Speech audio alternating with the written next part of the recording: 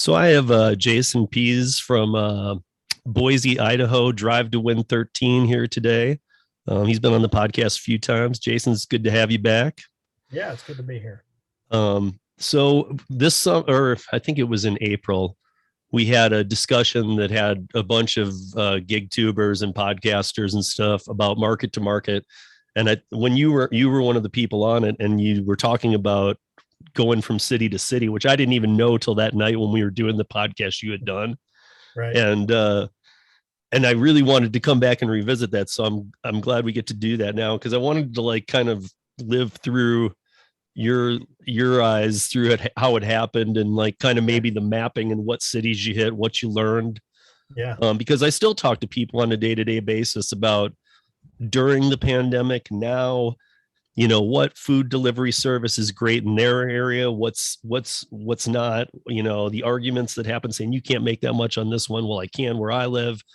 And Yep. so, I mean, I guess like, where did you go? What markets did you hit? Which ones were really good to you? Which ones weren't? Yeah. So I learned a ton. I actually spent about 7 months driving around the country. I got a Mm-hmm. 35-foot motorhome and a trailer, and I put my Prius up on the trailer, and I traveled all the way from Seattle, Washington, all the way to the tip of Miami, Florida. And it was very eye-opening. I'm actually putting together a video on my YouTube channel about that, Mm-hmm. kind of that whole experience, because I kind of filmed it throughout the whole time. Oh, cool. Um, I will tell you the number one thing that I learned was the core job is the same everywhere, but market to market is somewhat different in how you play the game. So what I mean by that is, um, think about in your city, wherever you're at, Mm-hmm. you're in Denver, right? Mm-hmm. You know that there is demographics within your city and areas that you stay out of, right? Because of that area. And you know that typically that area of town is either not got a lot of business, or it's got very poor tippers or whatever. So what I found was the same exact thing on a larger scale, city to city. I'll give you an example. I was in Orlando, Florida, and one of the things that I noticed, by the way, it takes about 2 weeks in each market to figure it out. So if you're brand new to rideshare, you're brand new to delivering, you have to understand that it takes a couple weeks for you to figure out the city itself.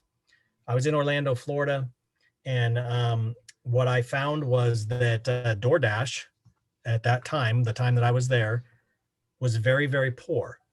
And I couldn't figure it out. I'm like, what the heck? I mean, normally DoorDash is pretty good anywhere. Mm-hmm. I found that Uber Eats was the one in that city, in that area of the city. I was actually up in north, up by the university. Mm-hmm. Um, and so what I did was I flipped over to that and found that Uber Eats was great. And I was blowing it up on Uber Eats. DoorDash was terrible. I was getting all the 250 orders, 250 orders, 250 orders. And I'm like, I ain't doing that. But on Uber Eats was the opposite.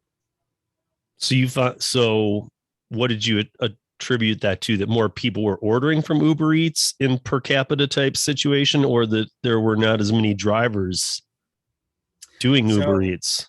so it was very interesting because as soon as I turned off DoorDash, I Mm-hmm. stopped going to the college. Okay. Because DoorDash seemed to be all college students sending me up to the college. Okay. Um, Mm-hmm. what college is that? It's, I don't remember which one it is, but anyway, it's there in Orlando. Um, and anyway, when I switched to Uber Eats, I then started going to homes. I started going to suburbs. I started doing bigger, better orders.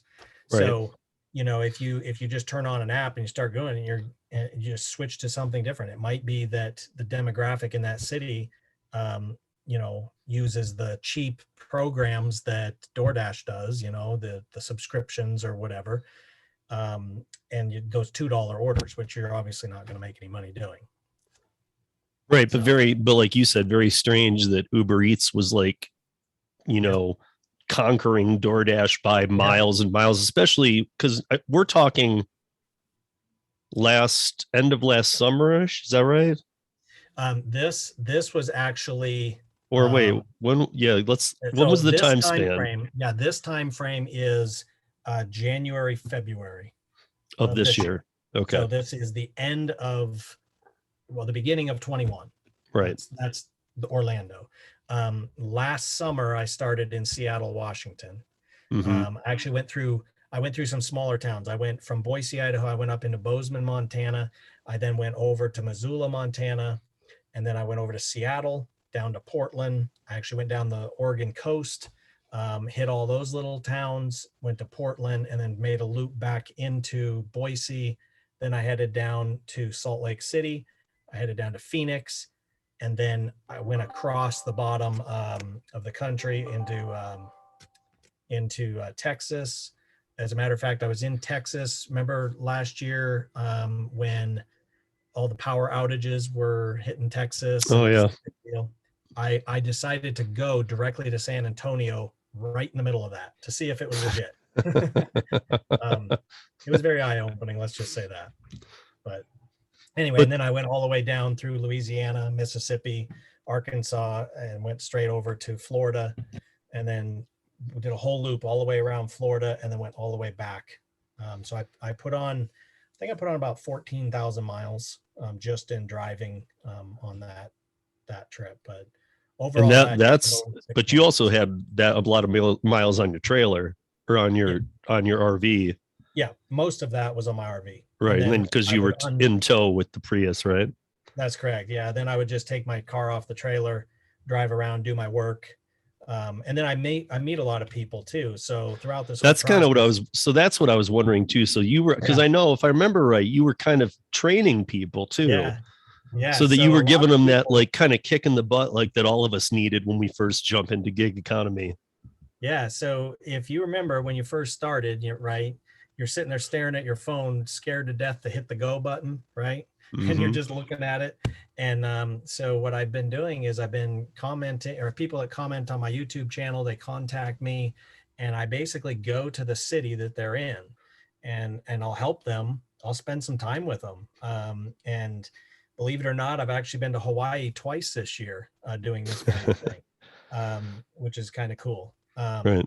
I So remember that one too, because if people are finding that odd, that well, how are you doing that? I remember yeah, because I was thinking that the last time we talked, and you have your brothers over there or something, right? yeah, exactly. My brother lives in Maui, Okay. so I flew over there, and it just so happens he has a Prius, um, so I borrow his car, and I just go do the work, and Same it's great. color. Uh, it's similar. They're both blue. Close enough. Yeah, his is a little odd colored blue, but yeah, they're both blue, so it works. But Yeah. I don't worry too much about the car thing anyway. I've done it with No. rentals, Yeah. I've done it with trucks and everything Nobody else. looks at the car on No, deliveries. yeah, They're more concerned about the person coming to the door. exactly. Yeah. Now, granted, passengers is a totally different ball game, Yeah. but Yeah. that I absolutely will use my own car. Sure. But no, But it that really, wouldn't have let you do what we're talking about right now either. You can't. that's good. Yeah. You You can't can't just do drive to passengers. other markets, and if you That's do, it's probably on Lyft people, and you're just getting lucky. Sometimes yeah, the Lyft thing still screws up, and like would let me turn on in Wyoming. yeah, yeah. No, It's, I've tried it in many markets, and I've never been able to actually get it to go. I wouldn't want to really anyway. no, Um, but but when I was up in Jackson Hole last, I turned mine on. It worked. yeah, It wow, let me switch that's the into way to driver work, mode. I'm not from Wyoming. I live in right? Colorado. Yeah, that must have been a glitch. I don't know. But really, when it comes down to it, what I found was that because I'm really helping a lot of people that want to do it as a business, right? They want to Sure. actually run this like a business. And the very first thing that I always tell them is you have to treat it like a business. You're not going to jump right in and know how to run a business right away. You're not going to jump right in and know all of the everything about it. Like you have to plan it out and do it starting like a normal business would. Um, but being able to be one-on-one with people, show them, I'll go in and do Instacart orders, and we'll do it together, and I'll show them right with the app, and then I'll show them which ones to get, which ones not to get, timing, location, just doing that. But it's kind of a lot of fun going to different markets, just to learn, because I have so many people contact me, tons and tons of people contact me and ask me specific questions that are kind of specific to their market. And now, having gone all around the country doing this, I now have a much better understanding, although I stay out of California, but I have a much better understanding of what they're really talking about within their market. And that Like helped. in terms of when you first saw it, you were thinking, come on, man, you can do better than this. And then you got Yeah. there and were like little eye opener on your side. Yeah. Well, so here's an example. Like, people would say, I can't make that kind of money in my market. I hear that all the time. I hear it all the time. So guess what I did? I went to their market, and you're right. I can't do that exactly like that and make that kind of money, but I can take about 2 weeks and figure out exactly how to make that kind of money. So it's still there. You just have to adapt your game. You have to adjust. And the biggest mistake that people make is they stick with one platform, one thing they're going to do. They'll go out and they'll bust their tail doing it for hours and hours and hours. And then they made $63 in a 12-hour day. And they're like, well, this is crap. I can't make any money. Right. Well, that's because you need to adjust your game. You need to understand which orders to accept, which ones not to accept, what areas of town to stay out of, when to work, things like that. I mean, I'm sure that in your own analytics and probably in the video you're putting out, you actually have comparisons of an hourly rate that you were making. Oh yeah. Did you Absolutely. find that even once you had them dialed, it was varying though? It is. Like It even is. when you had it, the city dialed and you were doing your best working the multi-platforms, Yep. you knew which So, platform was making the most, but when you broke it down at the end there, hour to hour, city to city, what were you learning? so what I learned was small markets, you have to treat different than big markets, right? I'll give you an example. I was in Bozeman, Montana, and very small town, like 40,000 people. They have a Costco and a Walmart and A small some college. it's small college. There's not Yeah. a lot there. It's very spread out. What I found was, I spent a week there. What I found was that the only way to make money there was getting cash tips on Instacart. It was really weird. Like I literally couldn't figure it out. I'm doing Costco orders, I'm doing DoorDash, I'm doing Instacart, I'm doing Uber Eats, Grubhub, and I'm not making much money. What I did do though is I adapted the way that I speak to the customer through Instacart, the things that I said, communicate with the customer, and next thing you know, within just a few days, I figured it out. I started getting all these cash tips, 20, 30, 50, $100 cash tips. And it was all about the way that I communicated with a small market town customer. They're just different. They're just different people. Yeah. And so you just have to adapt to it. If I did that exact same thing in Seattle, Washington, no cash tips. Right. It just isn't at all, zero. Right. But and it wouldn't matter how you communicated with them because they're different people. They just are different. They're big city people. Right? Yeah, exactly. But if you're in a small market, you have to treat it like a small market. They are all very like the personal feeling, the extra things you do, things like that. Big markets. Were there not a lot of Instacart shoppers up there? I would say honestly, I've actually noticed per capita everywhere I go, that seems to be about the same. I've not really noticed a huge fluctuation of like, I can turn the app on in this city and be crazy busy all the time. I go to this city and there's just too many people. I would say on average, it's roughly about the same everywhere. Occasionally I'll get into a market and I'll just realize that there are just too many drivers. Like there's just nothing going on. It should be hopping right now and there's nothing happening. But it's honestly pretty much the same when it comes out all over the country. Right. Yeah. I think honestly, a lot of people that are not successful like to use that phrase as an excuse as to why they're not being successful. You mean laziness? That's being lazy. Yeah. It's not the guy that goes out. Because I know you and I, on all the times we've talked, we both hustle. We do. You know, that's part of our gig. And we both, like you were just talking about, treat it like a business. Because if you don't, you're doing this wrong anyway, and it's probably not for you because it is a business. It is. So if you're Yep. not treating it like your business and you're like, why am I not getting paid? Well, you're not Yep. getting paid because you're not loving your business. It's like if you That's don't put your heart and soul into a new restaurant or bar you open, it's going to yeah. fail right out of the Right. gate. Yeah. I'll give you an example. I had a guy arguing with me on my YouTube channel through the comments. And he kept arguing that, yeah, man, I can't go do an order and make any money for $6 an order. Like, I can't make money. I'm driving all this time, whatever. And I asked him a simple question. I said, how many free meals have you given away? And it stumped him. He's like, what are you talking about? What do you mean? And I said, you're not treating it like a business. So what I do is I will, if I'm sitting at a restaurant and and they're going slow, I'll ask for the manager and I'll say, hey man, my customer is like getting kind of irritated. It's taking so long. Do you have any type of like free coupons or anything I can give to them to like calm them down? Cause I don't want to get in trouble. I don't want you guys to get in trouble. And I would say 7 out of 10 start handing me free meals, like coupons. Okay. Right. So now, and they'll hand me multiples. So now I'll have multiples in my car. I may give it to that customer or I may hang on to it.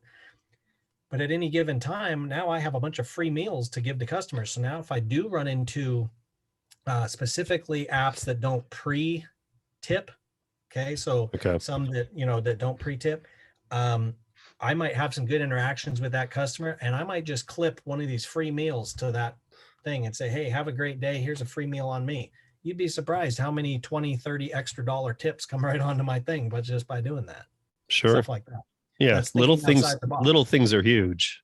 Yeah, absolutely. I mean, little things are huge, dude. I don't know. I know that from just ordering myself, and I've done gig work for 7 years. And to be honest, like, I noticed the little things. This might seem like a big thing, but I don't often use it for my son and I. But when we do use Uber Eats or something like that, like even if like one person brings us, like, let's say Chipotle, and then we do it again because we're just both so rushed on time, so many things going on. We're just like, let's just get some Uber Eats. We'll meet at home. We get here and we order it again, and the next time it comes like without napkins, something easy that we have at home too. But that just ticks me off. Now, I would never let it affect the tip I give the person because I tip correctly regardless. Right. However, I can say that, like, if I was somebody on the fence about tipping, I would be like, hey, I'm not tipping you. That's correct. I always say, although people argue with me all the time about this, but over communicate. Like, communicate with the customer. Let them know you're on your way. Hey, do you need any additional condiments or anything? I don't think there is over communicating. Not when it comes to this kind of stuff. Like because as a consumer, when I'm waiting for you to bring me food or vice versa, I don't care how many times you text me because I want to get it right for you. That's correct. Absolutely. So if they text me, like, I don't want them being like, I'm sorry to bother you. I don't care.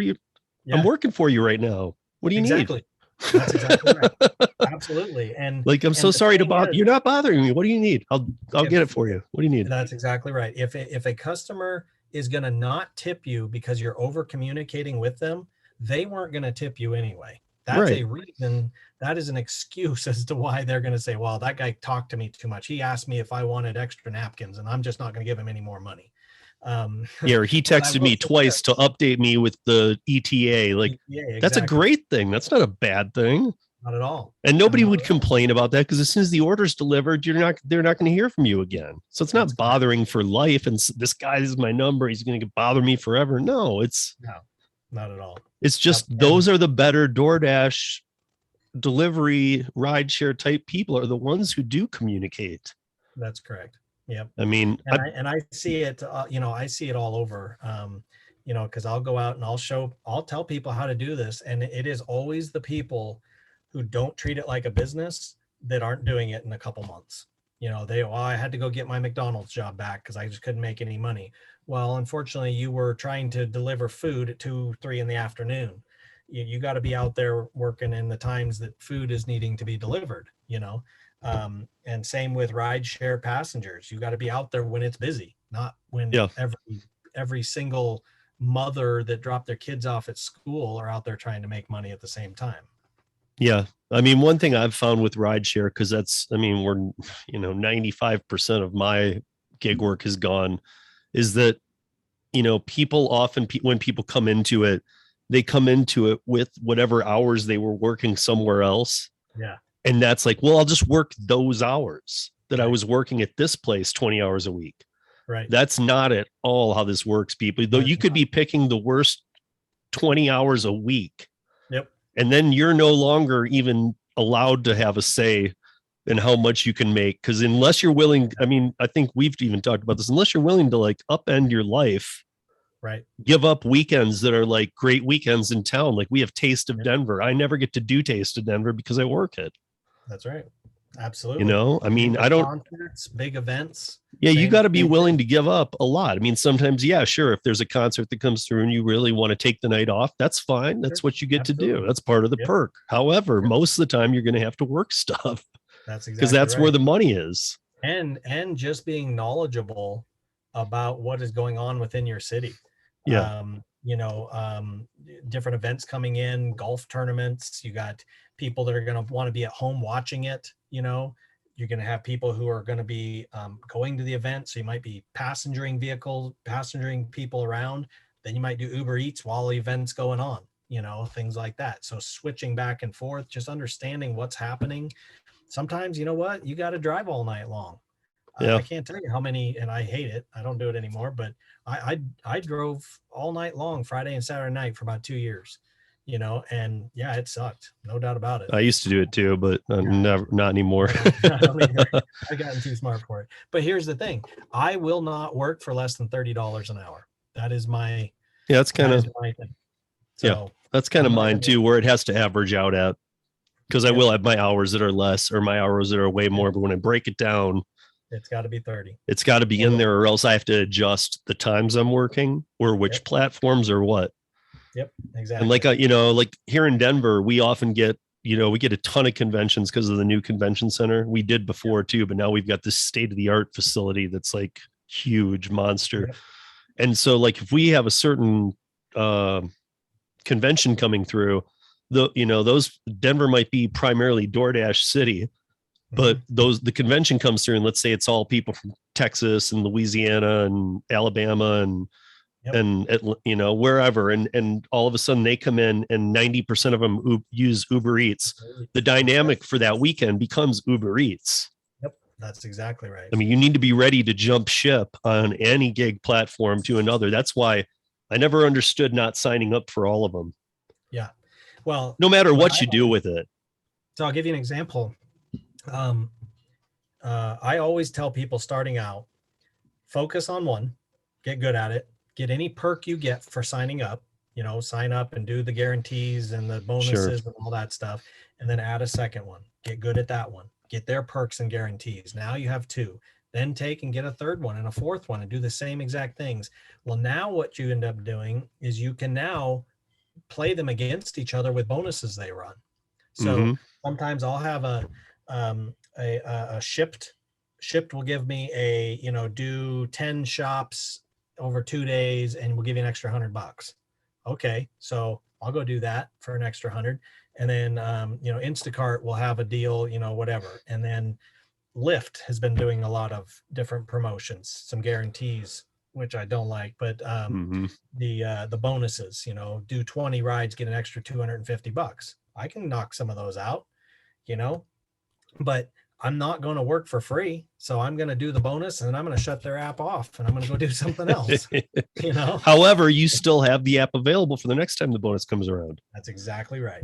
You know, like right now I did an episode a couple of weeks ago with the driver from Philadelphia who does rideshare, did it pre-pandemic. He's been doing it for 5 years, did it pre-pandemic, did it entirely through the pandemic, and then has been doing it since.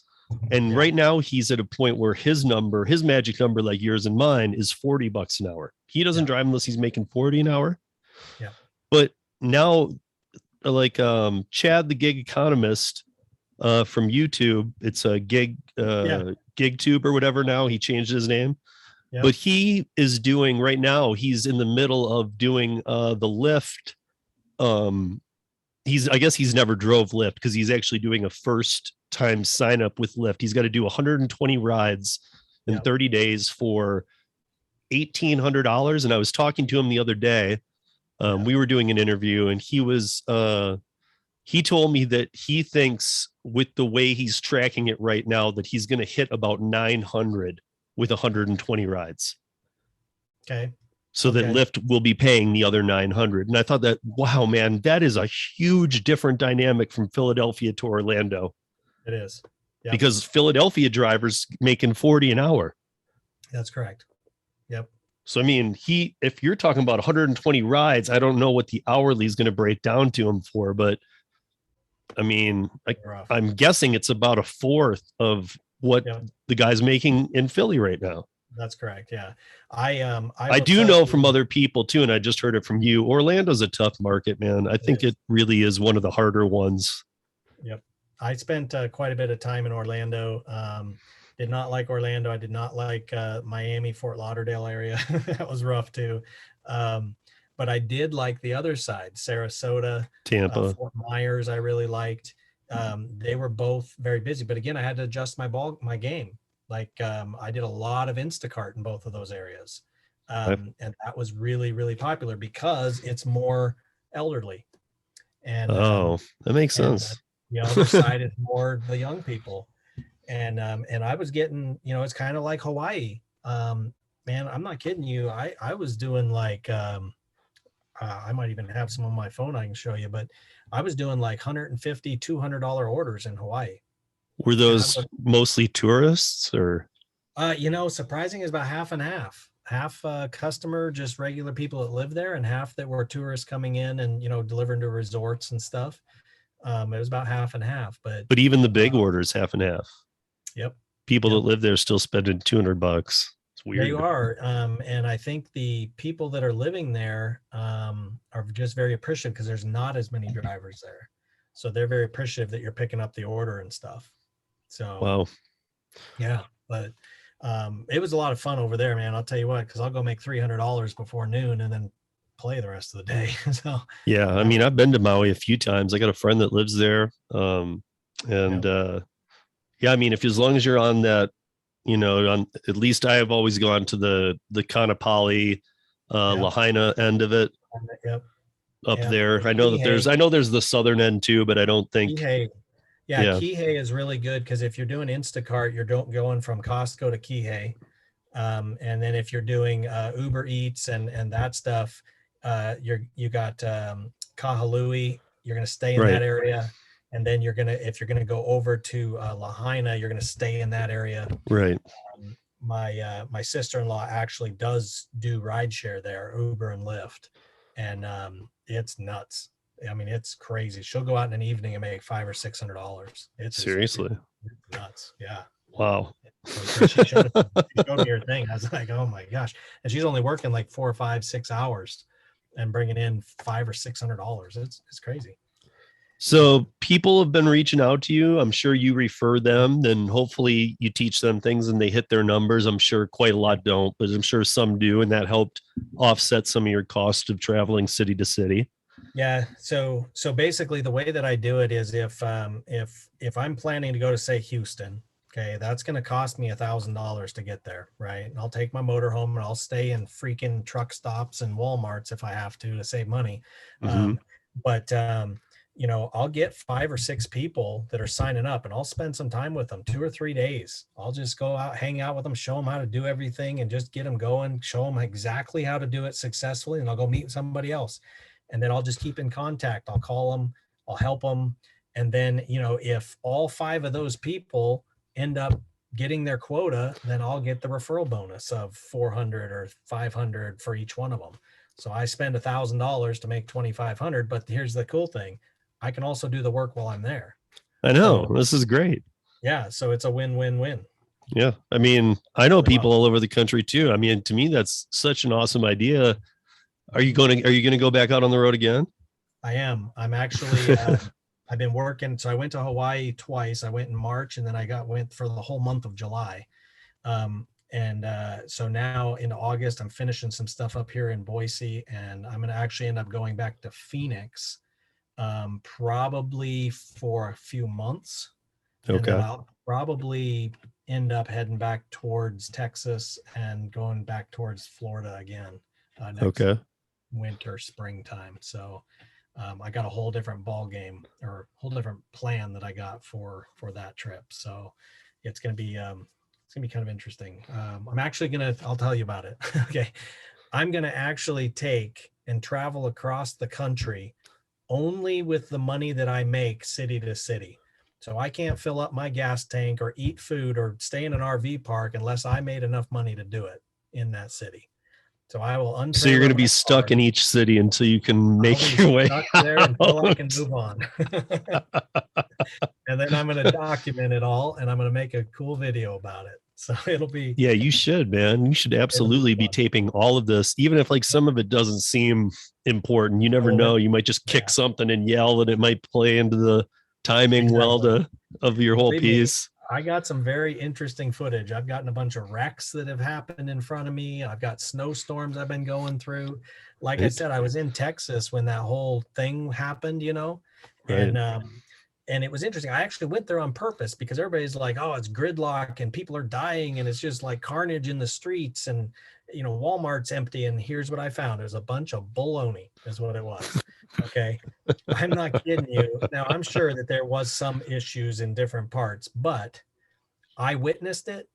I go to HEB, and here's the camera crews and the line of people and the manager standing out there. We have no water, we have no meat, we have no this, and everybody's all like, "Oh man, what are we gonna do?" And they're all out there with their big coats on. I went directly across the street to Walmart. People walking in and out there with cases of water, no problem, right across the street. I walked into Home Depot, they got pallets of water. It was for the camera crews. It was ridiculous. I filmed some of it. I was like, here's all these people out here acting like they can't get any food. I panned the camera right over to Walmart and they're walking in. I walked right in. I got all kinds of food. It was ridiculous. Yeah, I mean, my guess is that that smaller store was more of a mom and pop, even if it was a big one down there. But you Well, know, HEB is a major okay, HEB is a major market down there. well, It's maybe their even just headquarters. the logistics of their trucking messed up, and Could be. Yeah. because of this storm. Right. And I You get it. know, Like there were parts. So here's what I I learned know in that that. Like I think Dallas really felt it. there was a several areas within these cities. I was near San Antonio, New Braunfels and San Antonio. Hmm. And what I found was, yes, if you go to this one section of San Antonio that has a power outage and people are they're on the news saying they're burning their kids' clothes to keep warm in the garage. Okay, whatever. Um, Go 8 blocks to the north and it's fine. That's my point. Right. So yeah, if you and I get some people maybe were stuck, not able to move or whatever. I get it, but for the most part, it was not what it was really like, or like they were Right. portraying. Yeah. And I I was feel like doing, that's the case with most times when yeah, things like that happen. yeah, With those of us that don't live there, it's staged. So the national news puts it out like that. And yeah, then their local news obviously cannot even try that because if they did, they'd be like, dude, that's not happening. yeah, whatever. Well, so I will say the only thing that did make me nervous was fuel. So, because there's a huge stretch between San Antonio and El Paso, there's like 700 miles or something crazy. And there's just town to town every 300 miles or 250 miles. And I will say that I would get to a town and I'm in a big RV that gets 8 miles to the gallon. And I'd pull up to a gas station. They got signs, no gas, or only premium left or whatever. And I would have to fill up or whatever. So it did make me nervous about that. Because it was wintertime. And if you're stuck out somewhere, now granted, I still have propane, so I got heat, but it could get kind of hairy if you didn't have any fuel. So Sure. I mean, if you had to, you would have had to just undock your Prius and exactly. start And I could working drive right I there. could drive all the way to Phoenix on a tank of Right. gas in the Prius. So But then you're leaving your home behind, and yeah, exactly. I get it all. So Yeah. okay, I guess one big question I would like to know though is, so was there a favorite market, or was there one that just head and shoulders stood above others to you, where you're like, damn, this I'm really Yes. crushing it in this one. Yeah. So this might sound a little weird, but I had a favorite market on different platforms. Okay. So on Instacart, it was Seattle. I was getting lots of 70, 80, $100 orders. I have a whole like way about doing it there that you could really make a lot of money doing Instacart. So Seattle was my favorite for Instacart, other than Hawaii. I'm not going to talk about Hawaii because that's just a different ballgame. Right. I feel like you're in But, love with Hawaii, and you're. Yes. I feel like your brain's half in Hawaii right now. Seriously, it is. And Phoenix for the food delivery, just like regular food delivery, not so much Instacart and Shipped, although Shipped was very good. But yeah, standard food delivery was Phoenix. Yeah. Okay. And parts of Florida were good, but it was a challenge. It was definitely a challenge. Yeah. And I mean, I know it's inland too. I had to live in Florida for 2 years with the laser company that I do work for in Miami. And it just was not for me. I moved from Michigan to Colorado and like immediately got that job, moved to Miami for 2 years. And I was like, I don't belong here. I've got like 100 friends in Colorado. I'd like 2 in Miami. Yeah. Yeah. Miami, it's just a rough city for a guy like me from Michigan to roll into and think he can be somebody. Seriously. Yeah. And work-wise, Miami, Fort Lauderdale, Davie, all that whole area, South Florida and Orlando. It was rough. Again, you go on the west side of Florida and it was much different. Right. A little different way to play the game, but I like the west side way better. Tampa area. I was actually there at the Super Bowl. I drove to Tampa I didn't go to the Super Bowl, but I was there during the Super Bowl. So I got some pictures and stuff, but that was an adventure too. But I mean, Tampa's the one that had the $3,500 Lyft offer. That's correct. Yep, at the peak at the end of June or whenever that was, May maybe. Yeah. But that was ridiculous. That was ridiculous. I think maybe even the Fort Lauderdale area had some pretty high ones as well, if I remember right. But yeah, I mean, you should almost be live streaming some of this stuff. I mean, I feel like you already did something. It worked really cool. You did something really unique, and now you could almost take your show on the road anytime. Yeah, I'm working on a whole thing. I've reserved all my website names and everything, and I got a whole bunch of stuff I'm going through and doing, and I am working on a whole bunch of things. But right now, it's just something completely unique, though. I've never heard anybody but you doing that. Yeah, it's pretty awesome. I have the ability to do it, and I'm not tied down really anywhere, so I can really do whatever I want, and it's an adventure for sure, no doubt about it. Well, you've taken gig work and you've made it a bigger adventure, though. Now you're like discovering new towns. Yeah. Now when you go back to these towns, you're like, I know where every street is. I know I'm a human map. Exactly. And I was talking to somebody the other day about it. I said, if I ever want to move to a city, the very first thing I will do is I will stay in my RV or a hotel for about a month, and I will do Uber Eats and delivery and Rideshare and everything. You figure out the whole city really quick. Where you want to be, where you don't want to be, what good and what bad, where all the stores are, everything. That's exactly what I do if I ever go to a new city. Yeah. Sure. Yep. Yeah. I saw some really. And if the listeners want to do something like he's talking about, you're moving to a new city and you don't have an RV, at least just go to get a weekly hotel for a few weeks. Yeah. And live like that, because it is better always to feel out the city first. Don't just move somewhere and think you can throw a dart and go, I'm going to live here. For sure. Yeah. I mean, you need to know. I would actually do like Airbnb, because I actually have Airbnbs as well that I do. So that's a whole nother side of gig work, if you will. Turo is another one. Doing the same thing with that. But my ultimate plan is I'm going to hopefully have Airbnbs kind of all over the country in all different areas. Nice. It's very bold. I have a very bold plan. Yeah.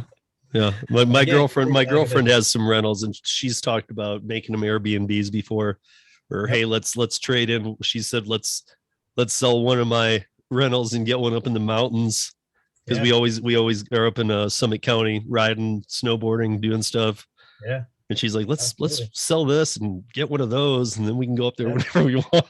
It's for like, sure. Well, that's the beauty of an Airbnb, because if you want to be in it, you just block out the dates you want to be there, and yeah, it just doesn't show up. And I had an Airbnb in Boise, and I was doubling up, tripling up my mortgage on the place. And nice, I basically created a whole new account, a bank account, and all the money from the Airbnb went into that account. All my expenses came out of that account, built up $10,000 or $15,000 in it. Then the pandemic hit. You know what? Didn't matter. I had all that money sitting there. It just didn't affect it at all. right, Went through the whole pandemic with no problems at all. So, right. and I had, you know, doubling up, tripling up, like I said. So it was really pretty great. It's a great thing that you had them on Airbnb and that you didn't have renters in there, Right. because who Yeah, knows what your situation would have been then. exactly. I'd have been with no payments. I'd have been stuck with, Yeah, living in a house and everything. turning it into squatters, trying to get a court date Exactly. that didn't exist for years. That's exactly right. Just craziness, yeah. Yeah. But so Jason, let's plug away at your stuff here Yeah. before I let you go. How to give us all the ways people find you. I'll put them in the show notes too, people. But Yeah, why for don't you sure. how Well, do people find you? How do they get in touch with you? yeah. So everything is Drive to Win 13. And so it is DriveToWin 13. Drive to Win 13. Twitter, That is, Facebook, yep, Twitter, YouTube. Facebook, Instagram, YouTube, email at gmail.com. Okay. My also in any of my YouTube videos, all of my information, including my phone number, is under there. um, so yeah, I I don't have think saying it under your breath covered it up, but okay.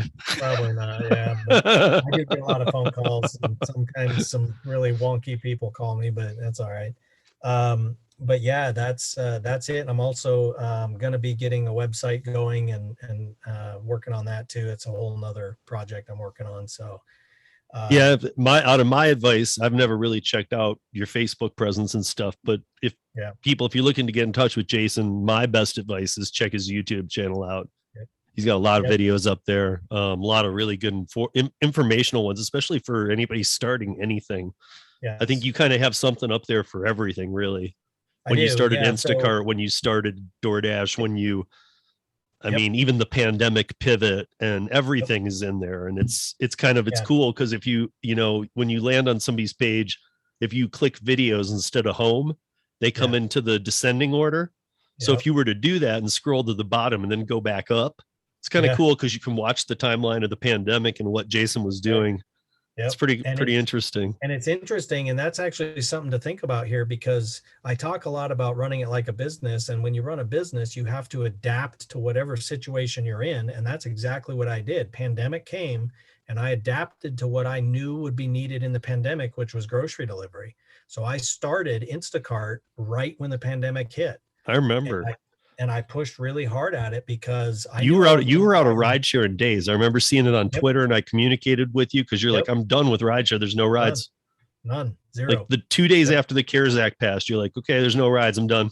yep, out. And I didn't, and I honestly didn't do another ride until just recently.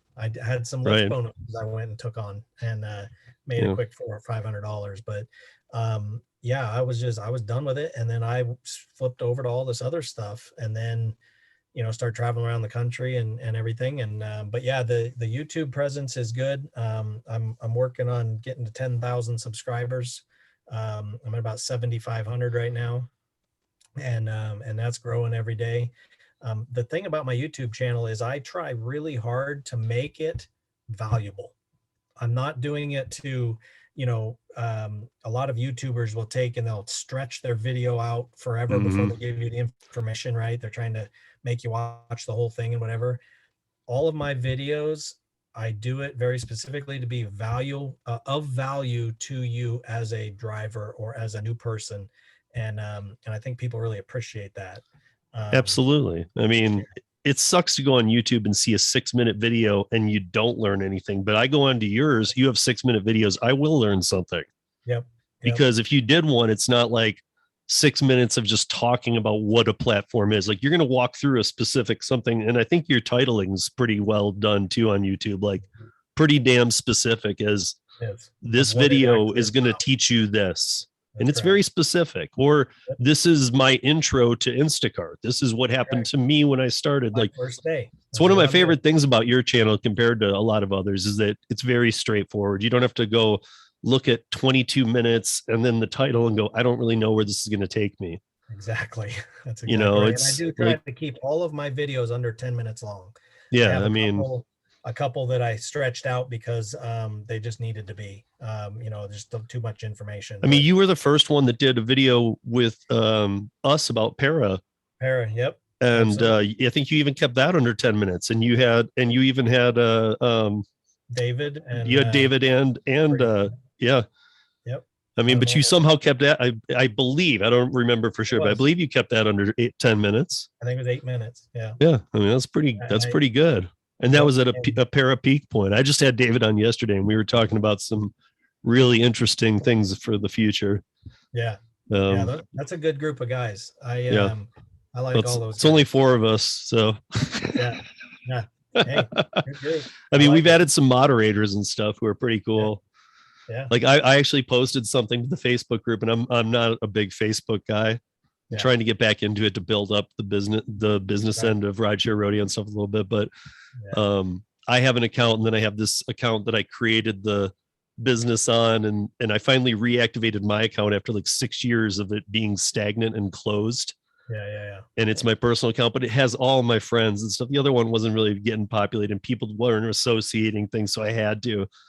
And I had already joined the para group, and I am like an admin in it for Right. Facebook as the fake name account I have. Right.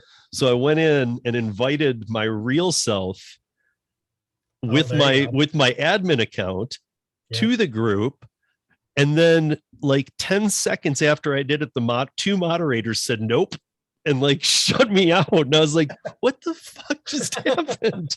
And then guys. like a third moderator, this girl Ellie, who's been working for us, she's awesome, who's moderating for us, gets on. She's like, I'm so sorry. Are you kind of thing? And I'm like, I'm me. And she's like, I'm so sorry. We keep denying your entry. I'm like, I'm just think it's funny. What's going on here? Did I do something? She's like, we're just being really careful with people right now. Yeah. There's been a lot of people trolling, and I'm like, well, can I come in? And she's like, oh, you're in. I got you. That's awesome. I'm like, damn, you guys are blocking me. Right. That's hilarious. So we all got a kick out of that. I guess Jimmy was in the office, and he said something to one of them. He's like, why are you blocking Steve? And they were like, huh? And he's like, that's Steve. He's with us. Yeah, He's exactly. one of us. So I don't know. I thought that was pretty funny. Yeah. Jason, thank you for coming on tonight. Yeah, you're welcome. I know that I know people should find this super interesting and contact. I mean, I like leaving it at this point because it makes people want to reach out and contact you about their market now. Yeah, absolutely. So if you're interested in what we talked about here tonight, definitely look Jason up on some social platform or find his email or whatever, which I'll put all of them in the show notes, because as he just said, and I'm sure people that care caught, is contact him. He might find that he's going to be near you or in your area and might be able to work something out where, he comes in and he does know what he's doing, guys. He's not, even if you've been doing it for a little bit and you're just not getting it, maybe he's got some tips for you. Yep. I try and give people tips. Jason's got his tips. Like, get in touch with him, man. He's got this he's got something most of us don't have under our belts. I got Denver dialed to the T. Right. Yep. However, I've never worked outside of Denver in a gig. Yep. So Jason has an experience that almost every one of us out there do not. So, take him up on it. See if there's a workable situation, or reach out to him or whatever. Absolutely. Yep. And I will be heading to Phoenix in the near future, and I'll be there kind of home base for a little bit and branch out from there. And I have a lot of people I've met in Phoenix as well. So Phoenix area, really Phoenix area listeners, make sure that you get in touch with Jason, even if it's just to have a quick coffee or something while he's there. Maybe you guys can brainstorm ideas. Yep. Absolutely. And hey, something we love doing. I met with a lady in Phoenix. It was really crazy. I met with this lady. She asked me about doing, I think it was Uber Eats. I say, hey, let's go out to Starbucks or something. So we did. We met for 15 minutes. It was very interesting. That relationship started, and within probably 3 months, we were retrofitting one of her houses as an Airbnb, and I helped her do that. And I actually took some furniture from Boise, Idaho, down to Phoenix from my Airbnb and put it in her Airbnb to help her out. And now she's got this up and running and doing really well. Well, So you just never know what a 15-minute conversation will bring. no, I love them. I actually try and do them whenever I can. Absolutely. I've actually like oddly just randomly noticed a rideshare driver coming into a coffee shop, kind of looking a little pissed or something. And I've done something stupid, just something even little and dumb, like, let me buy that guy's cup of coffee. Yeah. And he Absolutely. notices it and says, hey, thanks, man. You can tell he's like grumpy and his head's down. And I see his Uber and his Lyft sticker and all this. And I can just tell he's just, and I'm like, rough day out there, and he's like, dude, I'm pissing me off. And like, they'll just start talking, man. Yep. And Absolutely. it's like, you can sit down with them and learn a lot. And I've been doing this forever, but I still can learn too, even from people just being upset. Well, what's amazing to me is, people are different, just like markets are different, right? People are different, and you'll learn from the mistakes that other people are making. And if you are willing to listen to those mistakes and make sure you don't make the same mistakes, you can save yourself a lot of that kind of grief right there. So Right. I actually do the same thing. If I'm out talking to people and whatever, I listen to what they're doing wrong. I don't go in and say, hey man, I'm the best and I'll tell you exactly what to do. But Right. I'll give them some pointers, something to think about. And most of the time, they don't think like I do, and they never have. And that's part of why, they're maybe not successful. I do this full time. This is what I do. And Right. I treat it like a business. And I'm You able have to, to. yeah, you do. And I'm able to help a lot of different people. And I get a lot of people that are very, very thankful. Just a month later, they're like, man, totally redid my whole way of doing it. So it's a lot of fun. It's really good. So yeah, so people look Jason up. Not only is he, able and willing, and he already is doing this stuff, but I've talked to him a few times. I think he's a really good guy, and just look him up, check out his stuff, get in touch with him. Yeah, and subscribe to my YouTube. And YouTube. subscribe to his YouTube channel too. Or what do they always say? Like, comment, and subscribe. Yeah, do that. Yeah, like, subscribe, click the bell. The bell, yeah, exactly. Do all those three. Do all the things you're supposed to do. That's right. With a good channel. That's right. And exactly. And then delete all the other guys. Yeah. Or at least like make sure that check Jason's stuff out too. Compare it. Just like we're talking about comparing markets. Go watch a video on something from somebody, and then go watch one. You'll find one that Jason did on it too. Yeah. Go watch one of his and see which one was shorter, more to the point. Yep. Got through to you quicker. Yep. I've done this because I've been doing this a lot. I've watched a ton of all you guys on YouTube. Yep. And to be honest, like, I know yours are short to the point, and I learn what I need to know in your videos. Yep. Absolutely. And I'm not sitting through something wondering, am I going to learn? I know I will. That's correct. It's just, I look up the ones that are applicable to me. Yep. That's exactly right. Yep. So for sure. But thanks again, Jason, for coming on, and look forward to chatting with you soon. Yeah, absolutely. Thank you. Uh-huh.